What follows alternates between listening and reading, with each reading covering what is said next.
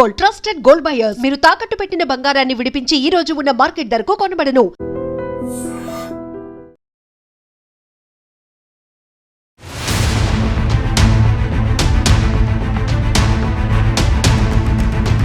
విశాఖలో మరొక రోడ్డు ప్రమాదం జరిగింది. పెందుర్తిలో 2 ట్రక్కుల మధ్య ఒక డ్రైవర్ ఇరుక్కుపోయాడు. పెందుర్తి నుంచి రాంపురం వైపు వెళ్తున్నటువంటి జాతీయ రహదారిపై ఆగి ఉన్నటువంటి ట్రక్ను మరొక ట్రక్ బలంగా ఢీకొనటంతో ఈ ఘటనలో డ్రైవర్ ఎవరైతే ఉన్నారో ఒక వ్యక్తి 2 ట్రక్కుల మధ్య ఇరుక్కుపోవడంతో ఇప్పుడు అతన్ని బయటకు తీసేందుకు చాలా కష్టాలు పడాల్సినటువంటి పరిస్థితి వస్తోంది. ఎందుకంటే అంత ఈజీగా కూడా లేదు.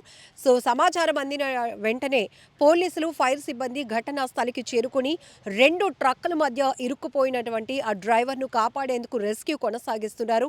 చాలా ఇబ్బంది పడే పరిస్థితులు కూడా అక్కడ కనపడుతున్నాయి. ఎందుకంటే వారైతే అక్కడ ఉన్నటువంటి కట్టర్స్ని ఉపయోగించి, అలాగనే చాలామంది స్థానికులు కూడా సహాయక చర్యల్లో పాల్గొంటున్నారు. ఫైర్ సిబ్బంది, పోలీసులు ఇద్దరూ కలిసి అక్కడ రెస్క్యూ కొనసాగించి ఆ వ్యక్తిని కాపాడే ప్రయత్నం చేస్తున్నారు. అయితే ఈ ఘటన ఒక్కసారిగా జరగడంతో ఆ వ్యక్తి ఆ మధ్యలో ఇరుక్కుపోవడం వల్ల తన్ని కాపాడండి అంటూ అతను పెడుతున్నటువంటి ఆర్తనాదాలు, కేకలు ప్రతి ఒక్కరిని తీవ్రంగా కలిచివేస్తున్నాయి.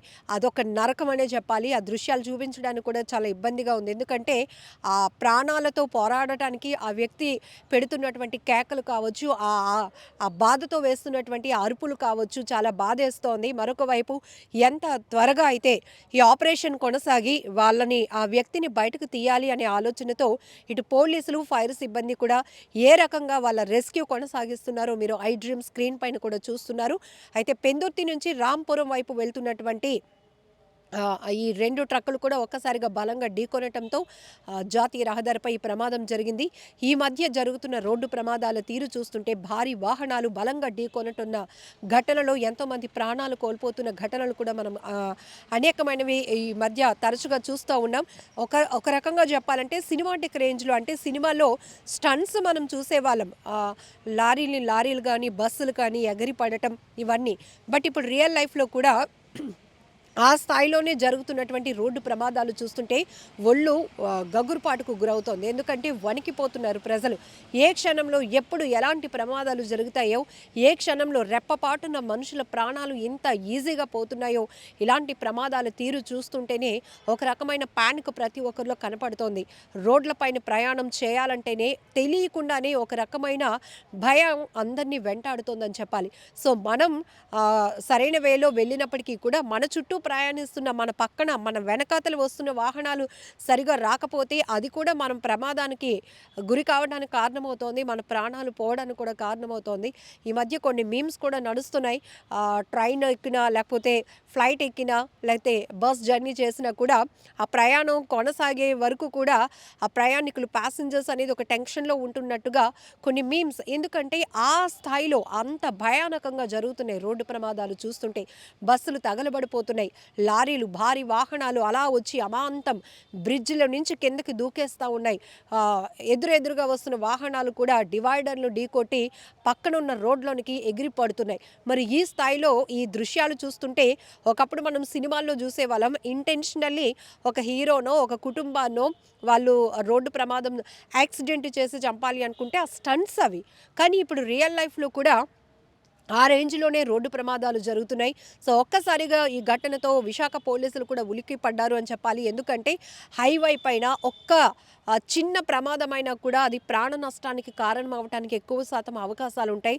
అలాంటిది 2 ట్రక్కులు, అది కూడా హెవీ లోడ్తో ఉన్నటువంటి ట్రక్కులు, ఒక్కదానితో ఒకటి ఆగి ఉన్నటువంటి ట్రక్ను వెనకాతల నుంచి వచ్చినటువంటి మరో ట్రక్ బలంగా ఢీకొనటంతో ఆ డ్రైవర్ అందులో ఇరుక్కుపోయాడు, నలిగిపోయాడు. అతను నరకయాతన అనుభవిస్తున్నాడు. ఎంత త్వరగా రెస్క్యూ చేసి అతని బయటకు తీసి స్థానికంగా ఉన్నటువంటి హాస్పిటల్కు తరలించి ట్రీట్మెంట్ అందించాలనేటటువంటి ఆలోచనతో చాలా హెవీ రిస్కే చేస్తున్నారు.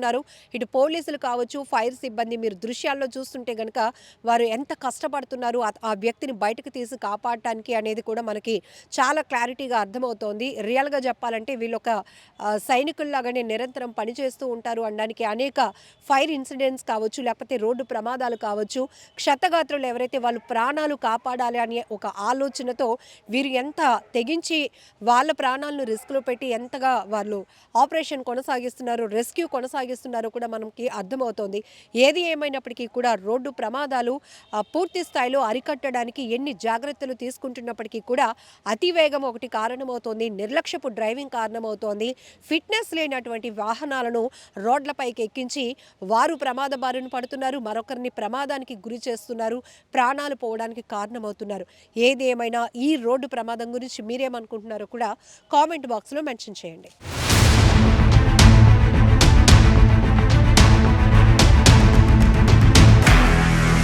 నిజంగా ప్రస్తుతం ఉన్నటువంటి సమాజం దేనికి ప్రయారిటీ ఇస్తుంది? ఆర్థిక సంబంధాల చుట్టూ మాత్రమే తిరుగుతుంది. మళ్ళీ ఎన్నికలంగానే చాలా విరక్తి కలుగుతాం. మంచి అనిపిస్తుంది కదా, లేడీస్ కూడా ఛాలెంజింగ్ జాబ్స్ చేసినప్పుడు చాలా బాగుంటది. ట్రాఫిక్ అసిస్టెంట్స్ గా నియమించిన ట్రాన్స్జెండర్స్ అందరితో సాల్యూట్ చేయించుకుంటున్నారు. ఫుడ్ డెలివరీ ఇవ్వటానికి వెళ్ళినటువంటి డెలివరీ బాయ్ అనిల్ పై కళ్ళ ముందు